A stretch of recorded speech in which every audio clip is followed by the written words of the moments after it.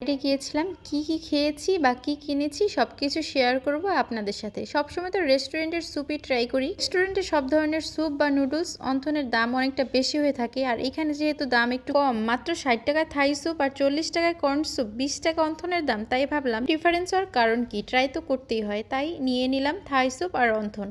বুঝলাম আসলে রেস্টুরেন্টে যেটা একটু দাম বেশি সেটা খেতে একটু বেশি বেটার, আর এইখানে অনেকটা স্পাইসি ছিল, খেতে খুব একটা আমার কাছে ভালো লাগেনি। যদি বলেন 10-এর মধ্যে কত দিব, তাহলে আমি 6 দিব। আমি খেতে চাচ্ছিলাম না, তারপর মিরানের বাবা আমাকে খাওয়ানোর জন্য থাই স্যুপের মধ্যে একটু নুডলস দিতে বলে যে ট্রাই করে দেখো এখন খেতে কেমন লাগে। আসলে নুডলস কর্ন স্যুপের মধ্যে খেলে বেশি ভালো লাগে, থাই স্যুপের মধ্যে অতটা যায় না। তো যাই হোক, চলে এসেছিলাম মিনা বাজার প্রয়োজনীয় টুকটাক কিছু নেওয়ার জন্য। তো এই যে প্লেটটা দেখতেছেন, এই প্লেটটার দাম ছিল 499 টাকা। আমি শুনে আমি তো অবাক হয়ে গেলাম, আর প্লেটটাও কিন্তু সুন্দরই ছিল। আপনাদের কাছে প্লেটটা কেমন লেগেছে অবশ্যই কিন্তু জানাবেন। টাকাটা শেষ করে এখন বাসার উদ্দেশ্যে রওনা দিয়ে দিলাম, আর হাতে দেখতে পাচ্ছেন এটা হচ্ছে অ্যাপেল জুস।